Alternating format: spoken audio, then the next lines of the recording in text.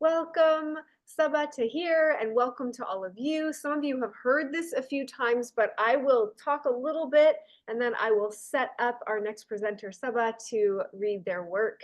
And yes, you are reading the drawing. And so we are here today because we're part of Story Sunbirds. And Story Sunbirds is a kidlit collective of authors and illustrators whose mission is to cultivate a dynamic and inclusive community rooted in justice, anti-racism, and anti-colonialism. Children are at the heart of everything we do, and that's why we're here today for this read aloud, because we're commemorating that 1 year ago exactly, the children of Gaza held a press conference outside Al-Shifa Hospital, and they were asking for an end to the war 1 year ago. So today we are part of Children's Days of Action, and we're really honored to be part of that. A bunch of organizations have a coalition, and they are doing a bunch of events. They also have a toolkit that's really, really cool that we can put in the chat with a bunch of resources if you want to do an event now or another time, if you want to attend something in your city. We have a coloring page and a poetry prompt or drawing prompt that kids can use. You can use in classrooms or in your homes or libraries.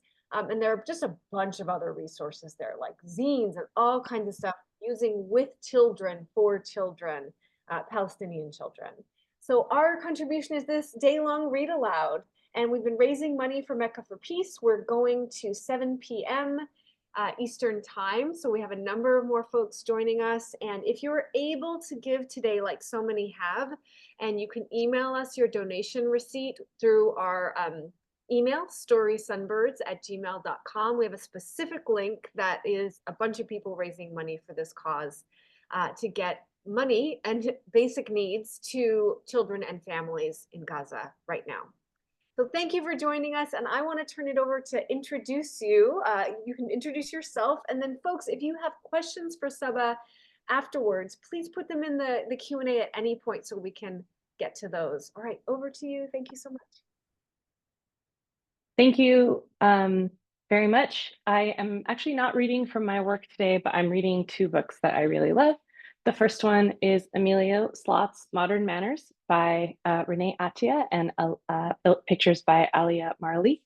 I'm just gonna read about the author and illustrator really quick because I think that's really important with picture books. Renee Attia is the author of the #1 New York Times bestselling The Wrath and the Dawn and The Rose and the Dagger. In her spare time, she likes to dance salsa and collect shoes. She is passionate about all kinds of curry, rescue dogs, and college basketball. The first few years of her life were spent in a high-rise in South Korea. Consequently, Renee enjoys having her head in the clouds. She lives in North Carolina with her family. Alia Marley is an illustrator who absolutely loves to doodle all day. In her spare time, she likes to do puzzles and collect an endless number of notebooks. She lives in a tiny town in England by the sea. So I'm going to read this book and then one more if there is time. Emilio Sloth's Modern Manners. For Cyrus and Nora, the lights of my life, R.A., and for Lily, A.M. My name is Emilio. I am a sloth. Many people think sloths move very slowly. I think certain things are worth taking my time. Did you know there are 100 ways to tie a cravat? Some days it is difficult to decide. I enjoy walking beneath the swaying oaks in the park. If Kumiko Nightingale sings from her branch, I must stop to listen. Her melody weaves through the treetops. I think her voice is even more beautiful than the bells of Westminster Abbey. But I always plan to meet my friends on time. I consider it polite. Good manners are important to me. When I meet someone new, I ask, "What is your name?" It doesn't matter where they are from or what they look like. If they are a leopard with green spots, or a spider with fuzzy legs, or a lemur in a red wheelchair, I am delighted to make new friend. Their name is special because it's theirs. Every name has a story. My mother named me after her grandfather in Peru. He loved to dance, and so do I. My new friend's name is Millicent Mouse, and she likes to build things. If she asks me how I am doing, I tell her how I feel. It is lovely having someone ask about my day. If it is a day like today, I say, the sun is bright and cheerful. I can't wait to sit beside the pond and sip tea and eat scones with my friend Nita Swan. I make sure to ask my new friend, is your day going well? When she talks, my favorite thing to do is to take my time to listen. If she is sad, I listen. If she is happy, I listen. Once our meeting is at an end, I tip my top hat and tell her how glad I am to have met her.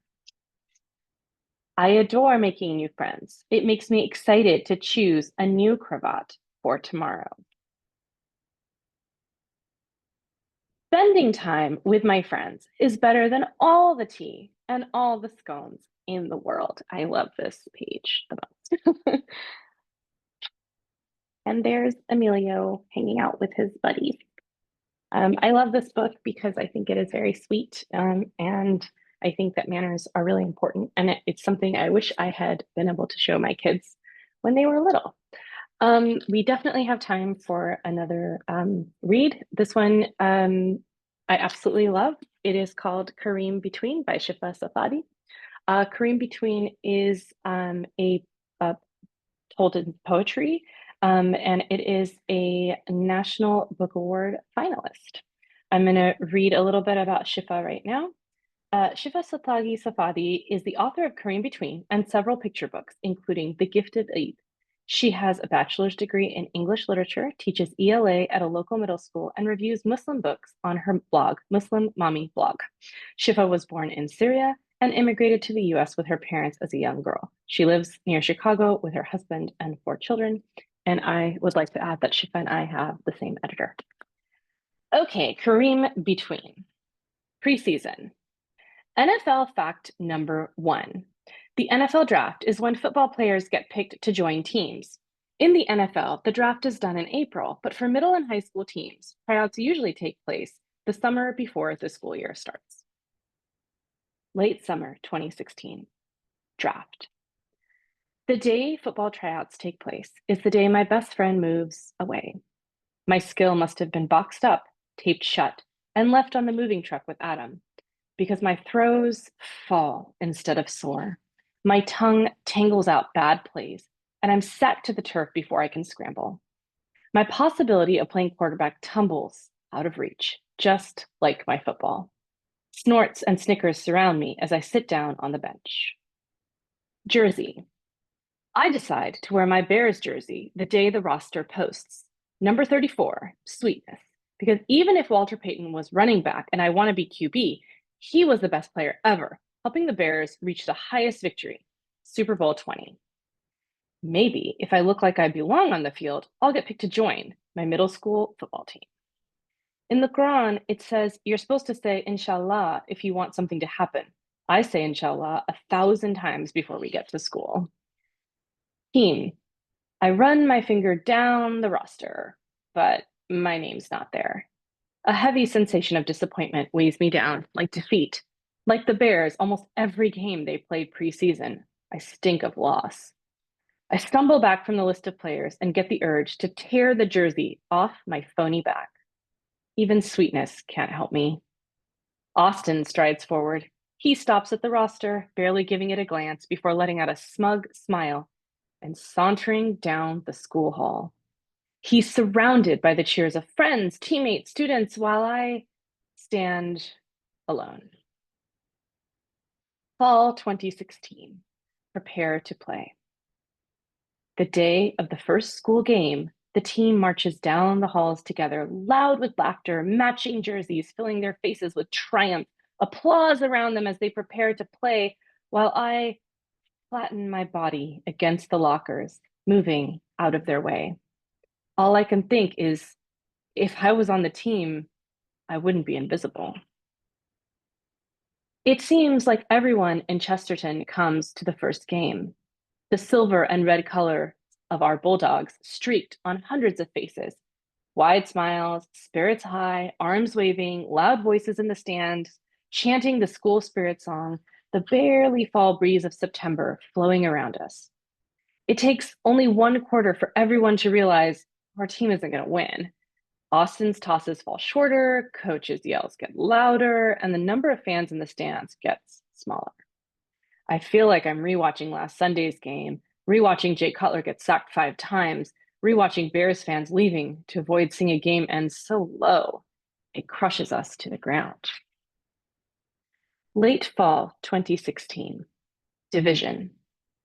In the book, The Last Fifth Grade of Emerson Elementary, the fifth graders don't want their school shut down because their class would be divided.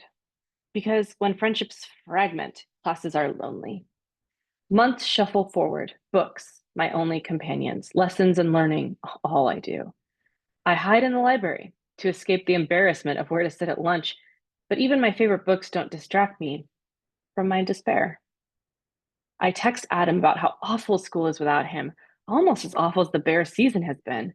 Their loss in October against the Packers left a bitter taste in my mouth that hasn't disappeared all November. I'm thinking of switching teams, bruh. Boom. My book falls out of my hand onto the school hall floor. Adam's moving on from the Bears? From our team? Free agent. Adam and me were more than friends. We were brothers since kindergarten. Before we learned our letters, we learned to toss a foam football back and forth and forth and back. Adam's the one who first taught me the game about the monsters of the Midway, the Bears.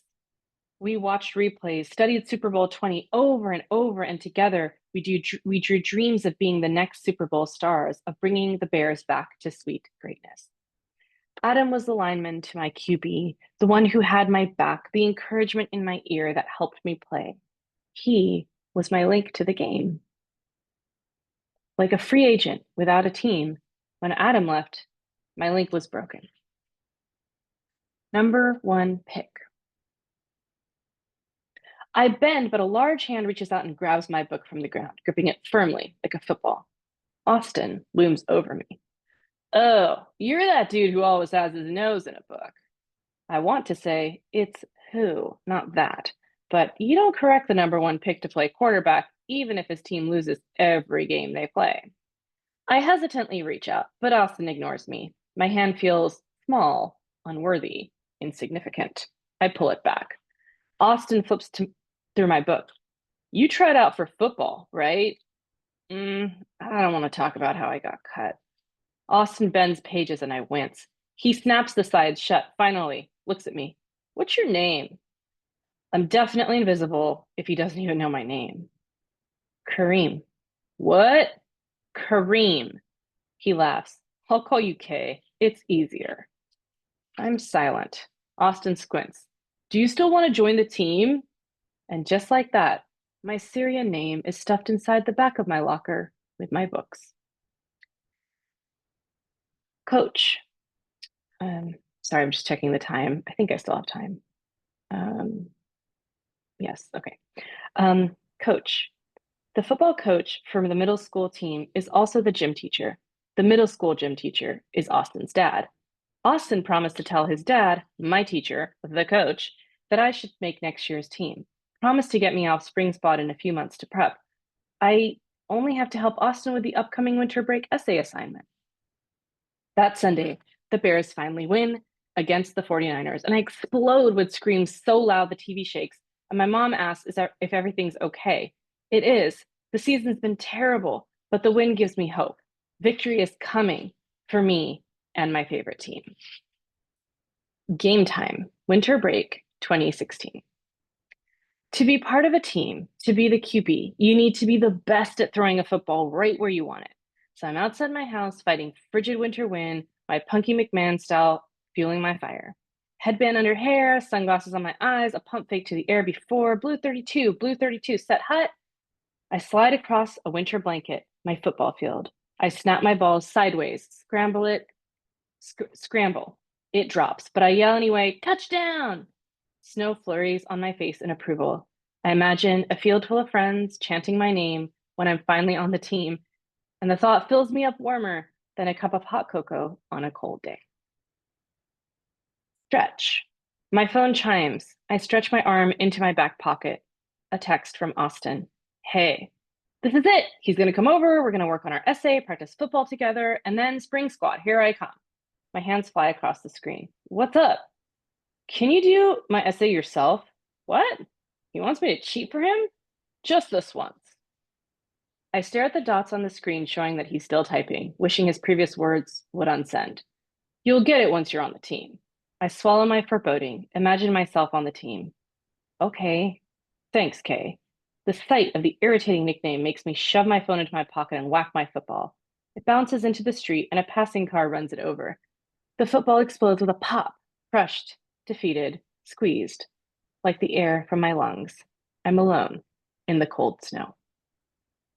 It's a great book. I highly recommend it. Thank you. I've been hearing so much about that book, and I put the sloth one on hold while you were reading. And I just want to tell everyone that it's pretty incredible that Sabaa was reading other people's books today because Sabaa is a best-selling author. And the two most recent books, am I correct? The two most recent are All My Rage, which we can see behind you there, and then also Air, which we can also Yeah, see. that's right. Okay, thank you. Is there anything else you would like to share today before we close out about what you shared or your work or what we're doing here today? And no pressure. No, sure. I'm so happy that you guys are doing this fundraiser.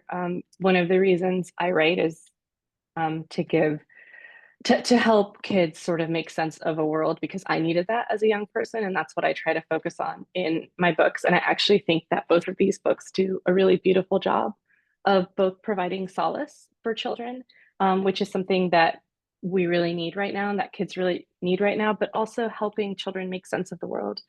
This book in particular, I want to say I have a 12-year-old who's not a reader at all.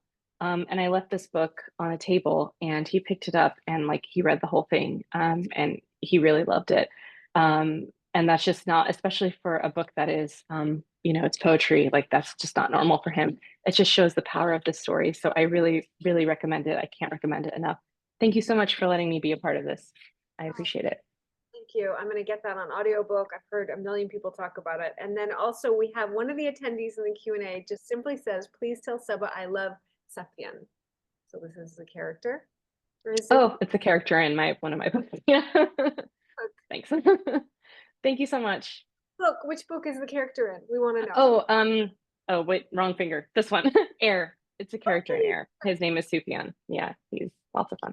Joining us. And I want to also report that we have over $1,000. Aida will be on in a minute to tell us more about that. But if you would like to donate and are able to donate, you can do so at the links we're sharing to Mecca for Peace. You'll be entered to win a bunch of signed books. And so a lot of you will probably win those.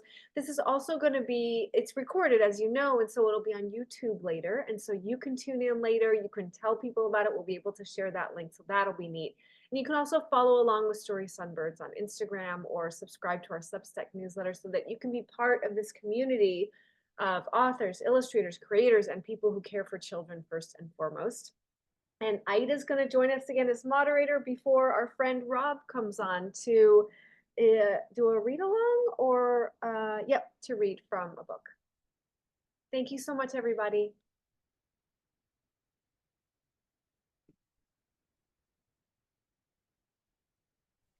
All right. Hello. I think we could stop the recording now, right?